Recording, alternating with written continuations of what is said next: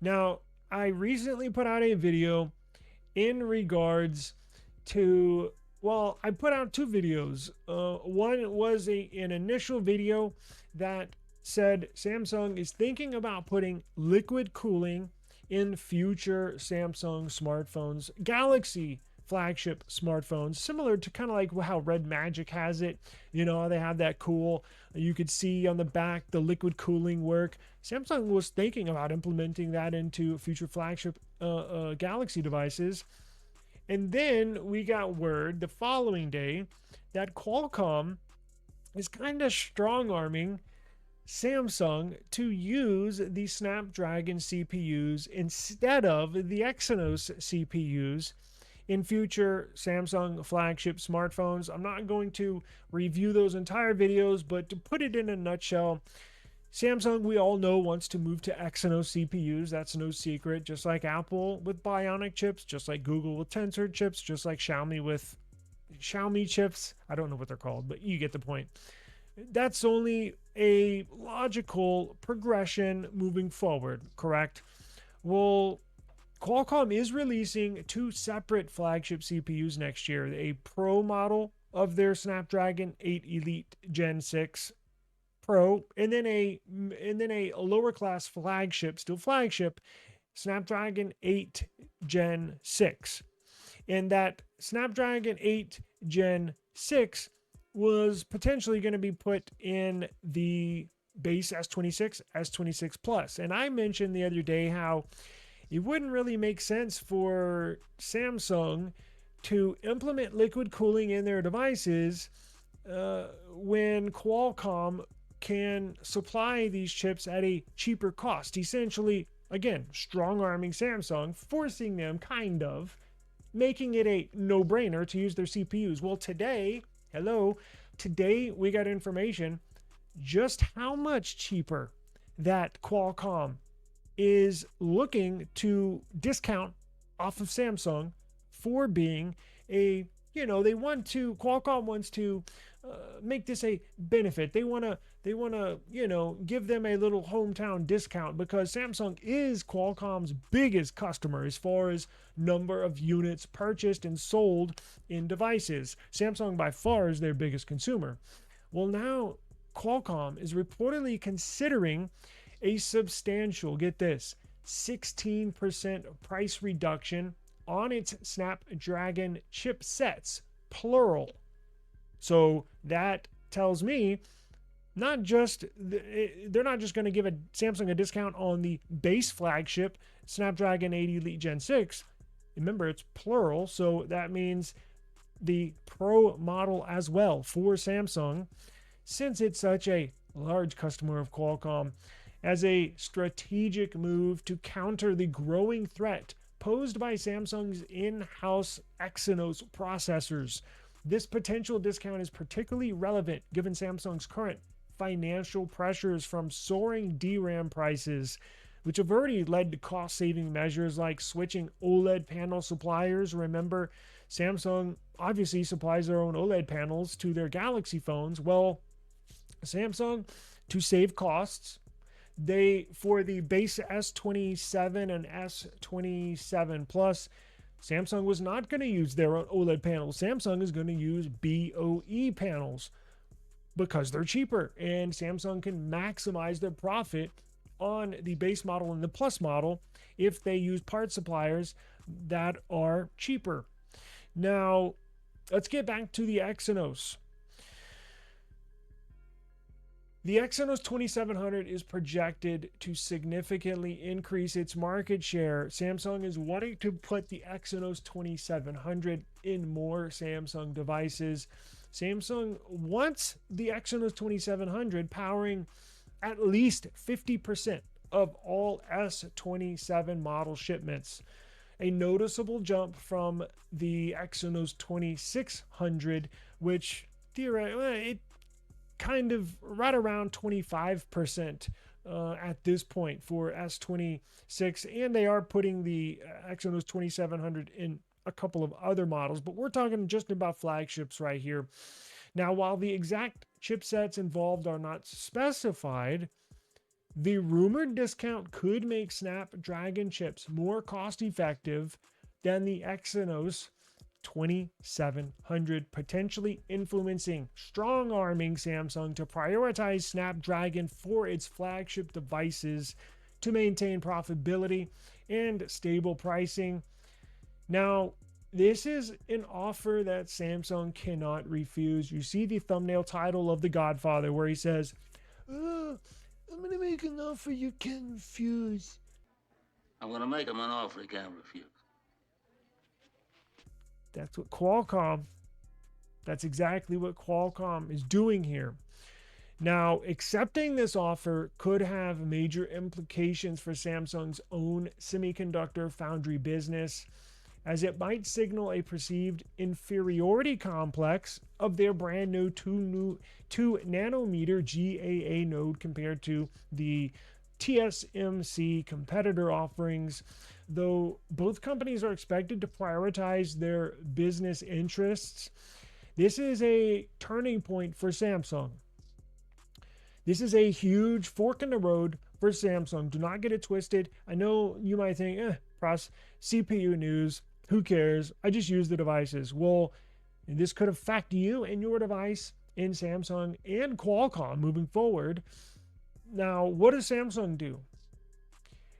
We all know their memory department. Remember, Samsung has different entities. Samsung's the parent company, but they have different entities.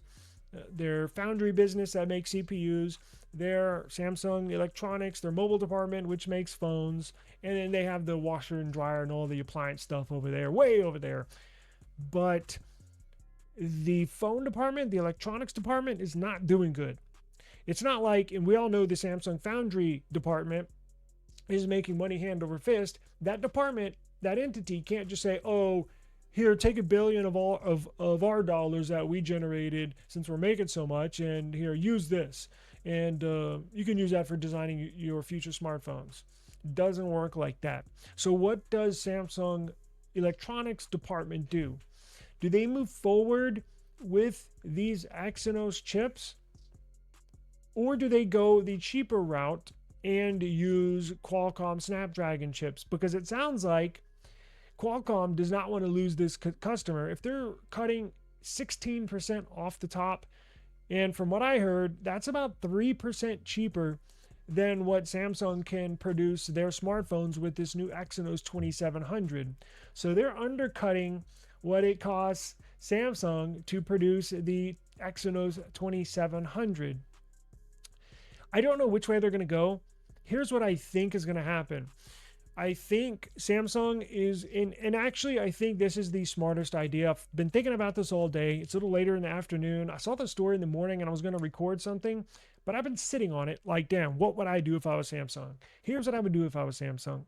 What I would do if I was Samsung, I would take that offer from Qualcomm, and for the upcoming S2700, for the upcoming Samsung Galaxy S27 series, I would take that offer.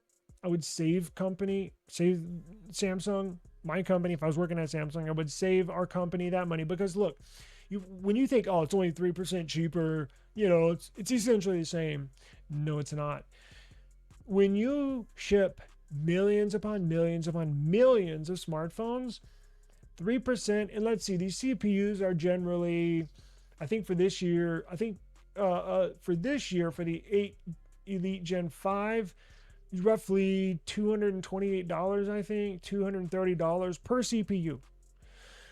3% of 200 and, hang on one second. That is roughly $7 per CPU that they would save. If you do $7 times, let's do 7 times, how many smartphones did they ship last year? They shipped 8.3 million smartphones, and that was in one quarter. So let's do 8.3 times 4 quarters. So they shipped 33 million phones. And that's just in the US alone. That's just United States alone. I got this stat. I'll put it up on the screen. That's just in 1 year alone. So 33 million phones. So 33 times $7, that's $232 million they would save. It's essentially a no-brainer. So here's what I would do if I was Samsung. Now that I know what they're going to be saving, I would take Qualcomm up on this offer. And apparently it's just for this upcoming year. So for the S27 series, I would take Qualcomm up on that offer. I would save my company, my department, $232 million. And then I would essentially roll the Exynos adoption back one more year.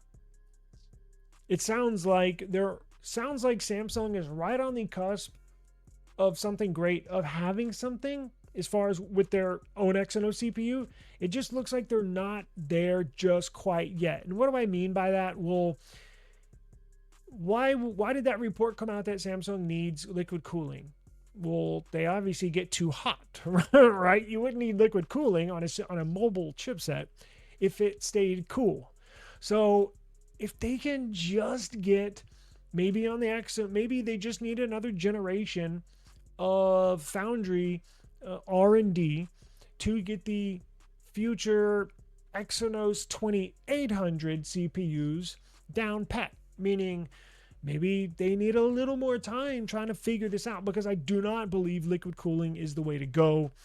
It brings on a whole other set of issues. What if something happens to liquid cooling? What if, I'm just bringing up scenarios. What if they ship, what if on how many Ultras did they sell last year? I think it was 12 million Ultras. What if on the upcoming Ultras and they put an Exynos 2700 in it and they have liquid cooling in it? What if out of those 12 million smartphones, what if, I don't know, 500,000 of them, 10% of them have issues with the liquid cooling? What if the water gets clogged? What if, I'm just bringing up whatever. It's a real possibility.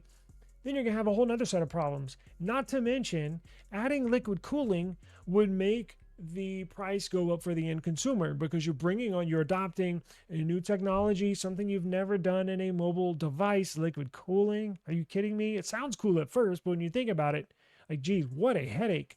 The cost is going to go up. You got more parts, you got more part suppliers. Even if they did it all in-house themselves or purchased a smaller company, that's what they specialize in, it's going to raise the cost for you and I, the end consumer. Don't do that. It just sounds like a headache. It sounds like an issue waiting to happen. So if I were Samsung, take that price cut, save that $232 million. Qualcomm is laying this on a platter for you, a silver platter. Take the offer. Take the offer. We all know, look, we're not in a rush to switch to Exynos. I know you are, Samsung, but people like myself, all of the other viewers that are watching this, I'm talking to you, Samsung, we're not in any hurry to switch to Exynos.